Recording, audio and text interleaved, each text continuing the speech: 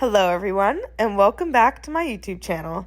Today I'll be showing you how to make 3 cute, trendy hair accessories. These are all beginner friendly, and each and every one of them is cute for work, school, or anywhere you want to wear it. They all take under 20 minutes and don't require much yarn. Please like the video and subscribe if you want to see more. Good luck. All the materials you need are listed here. I use a lot of scrap yarn for mine, so you don't even need to buy any if you have. Please pause and screenshot for the directions, and please ignore my typos. I was writing really fast. As per usual, each step will still be listed in the video itself, but I like to show this off so that way you can go back and look at a picture rather than rewinding the video a million times. Each of these is broken up into a project part like so you don't have to do everything here, just the ones you want to. Starting off with project number 1, I'll be showing you how to make this frilly little scrunchie. The only thing you need for this that isn't listed below is a little hair tie, something that pretty much everyone has. You'll start by making a slip knot and then attaching it to the hair tie itself. If you've never made a slip knot before, simply wrap it around your 2 fingers and pull it through like this. Once you have it made, you want to grab your hook and slide it through the hair tie first, then through the slip knot afterwards before tightening it. Now that you have it this way, you can pull it through the hair tie like so, and chain 1 to kind of loop the 2 together. Now you'll begin the actual project, which you start by doing 35 single crochets into the loop. To do a single crochet, you insert your hook through the hole, pull through, and then yarn over, pull through both loops. You'll do this 35 times, and then I'll meet you there to finish up. Once you've made it all the way around your scrunchie, you'll find the first single crochet that you made and put a slip stitch through that. After you've slipped through, you'll be able to chain 3 afterwards. This is how you set up to do your triple crochets. After you've chained 3, you'll yarn over 2 times on the hook, and then insert that whole entire hook through that loop and pull through. Then you'll pull yarn through 2, then 2 more, then the final 2. Doing that 3 times is what makes it a triple crochet, and you'll insert 3 triple crochets into each of the single crochets we did in row 1. When you do this enough times, your project will start to become super frilly and bunch up on itself, which is exactly what we want to see. That bunched up pattern is what makes the actual frills of the scrunchie, so we want to make sure it's as frilly as possible. If you lose your spot, you can always count into the same hole and make sure you have 3 of triple crochets right in that same spot before continuing. Since we had 35 single crochets, we'll end up having 105 triple crochets. To show you what this will look like, now that we're a few triple crochets in, you'll have that little frilly pattern to keep following.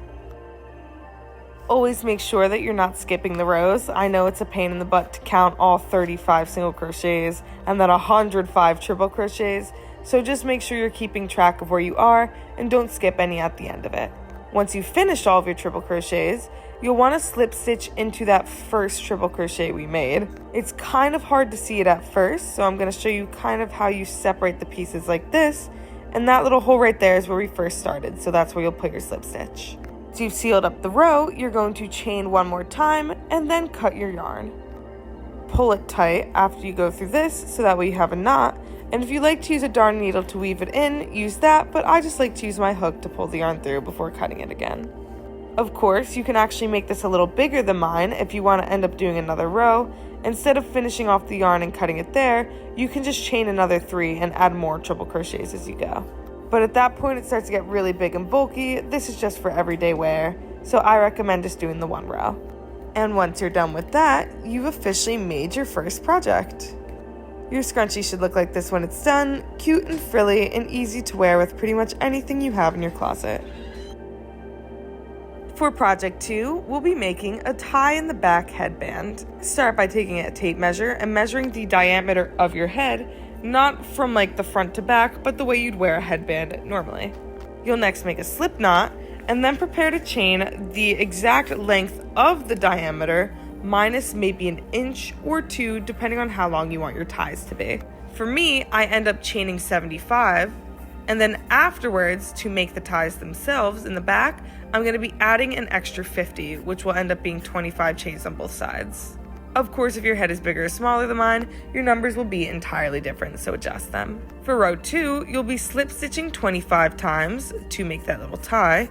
Then you'll be double crocheting the same amount of your diameter, so for me that's 75, and then you'll do another 25 slip stitches to finish off the piece. To show you how to go from a slip stitch straight to a double crochet, you're simply just pulling out the yarn a little bit like I did there, and then double crocheting by pushing through, yarning over, pulling your yarn through 2 loops, and then again through 2 more. I recommend slowing down the video if you need to see that step again, but a little bit slower to learn how to do so. Once you're done with your double crochets, you'll go back to slip stitching, just like I said before, 25 times to make the tie part. At the end of this, make sure you do not skip your last stitch, and then you'll chain 1 outside of the slip stitches you were doing. From here, you're simply going to cut your yarn, and then take those 2 ends that you have hanging around afterwards and tie them together. You can then pull that through to weave in the edges and trim them to whatever length you need them to be if you don't want to use a darning needle to sew it all together. Weaving in the ends is something that each person does a little bit differently depending on how you kind of started crocheting. If you just watch my videos to learn, you'll probably end up never really needing the darning needle and just using the same method that I do, where I pull things through with the hook and then cut them when I'm done. For row 3, we'll be doing a color switch and attaching it to where we started the double crochets in the last row. You'll make your slip knot as we've been doing, and then find right on your project where we made the first double crochet. Insert your hook there, then insert it through the slip knot and pull it taut. You'll then pull that through and begin double crocheting it straight into that first stitch. So push it through, pull, and then pull through 2. What I'll show you here is how to use that little tail that we have, the one that we use to make the slip knot, and kind of weave it into the project as you're going. Simply just make sure it's in between your hook and the project as you go, and as you make your way through double crocheting across, it'll end up getting engulfed in between it. At the end of this row, you'll chain 2 more, and then we'll start on row 4. This row is extremely easy. You are simply just double crocheting all the way across to the other side. This is just to expand the headband and make it a little bit thicker. If you don't want as thick of a headband, you can actually scrap this step and move straight to step 5. At the end of this row, you'll chain 1 extra and cut your yarn because we're going to be switching colors again afterwards. Do not worry about weaving in the end when you're done. Simply leave it where it is because we'll weave it in the next row. We'll be starting with another color switch here, making a slip knot and inserting it right before where we inserted the original one with the green yarn. The plan isn't just to do a new row directly over top of the other one, but to kind of square off the edges of the rows that we already have. So make sure to turn your work from where you started before and then insert your hook into the corner like I did here. Put your slip knot through and then pull everything up and through again. You're going to use single crochets first to connect it to the sides. There's no real amount. I think I ended up using 3 or 4 for mine, but it's just however many you feel comfortable with until you've reached the other side. Once you have this nice little blocking effect on the ends, we'll start to double crochet again all the way across, so that way everything ends up being even. Also, just as we did in the last row, you want to make sure that you're weaving in that yarn tail. So as we begin our double crocheting here, chain 2, and then start to double crochet into the stitches like we've been doing the whole time. You just want to make sure that you line up that green piece of yarn or whatever color it is that you use so you can weave it in as you make your way across. You're going to continue to double crochet across the exact same way we've been doing the previous 2 rows, and then when you get to the end, you want to make sure you block it off with single crochets just the way we started off this row. And to reiterate, if you want the headband any wider or any more narrow than the way I've done it, you can either skip 1 or 2 of these rows, or you can add plenty more in between. To finish off, you're going to slip stitch right into the start like this, chain 1, and then cut your work.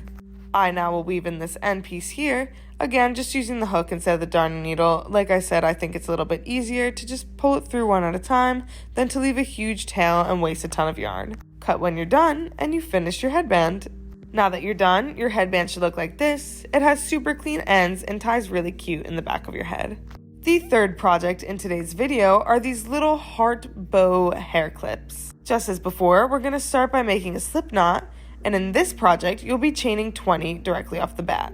After you've chained 20, you want to add 2 more stitches here, so that way when you double crochet, you're not losing any of that length. You're only going to double crochet 2 times, making sure you skip the first chain for your first one, and then going straight into the next 2.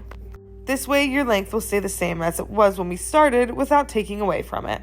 After that, you want to chain once, and then you're going to turn your work around. To continue making this triangle, you're going to now double crochet into the next 3 of these stitches, and then chaining 1 once more. For row 4, we're adding 1 more double crochet, this time doing 4 before your chain. And then for row 5, you're going to double crochet 5 times and then chain 1.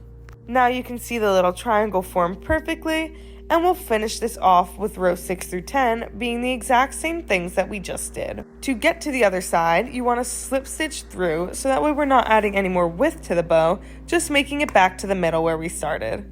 I use about 4 or 5 slip stitches. Again, you don't actually need it to be perfect, you just need to comfortably reach the other side. Once you get back to the middle, you're going to mirror your steps by doing a double crochet right into that middle stitch where we started. I'm going to leave this part of the video slowed down because it's a bit hard to understand with just a block of text at the top of the screen.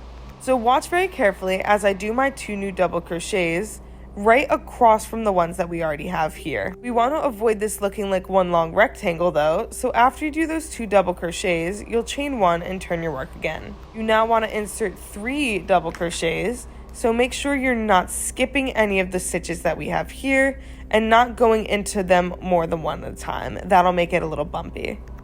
Once you've made sure that each of these 3 are in the right spots, you'll chain 1 and it should be a lot easier to see the rest of the steps from this point on.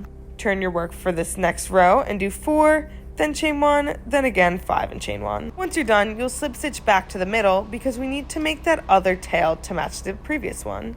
This could take 4, 5, or even 6 slip stitches, that's hard to say. And once you get back to the middle, like I said, we're going to be chaining another 20 to match the ones that we did originally. Just try not to make anything too tight or your little clip will start to bend over itself. Once you're here, you can begin your chaining process again, nothing special and no cutting anything until the end. Adjust everything accordingly, pull both strings to one side, and use your scissors to cut the tails down if they're a little too long. Then you can flatten out your project and make sure that everything sits cute like a little heart.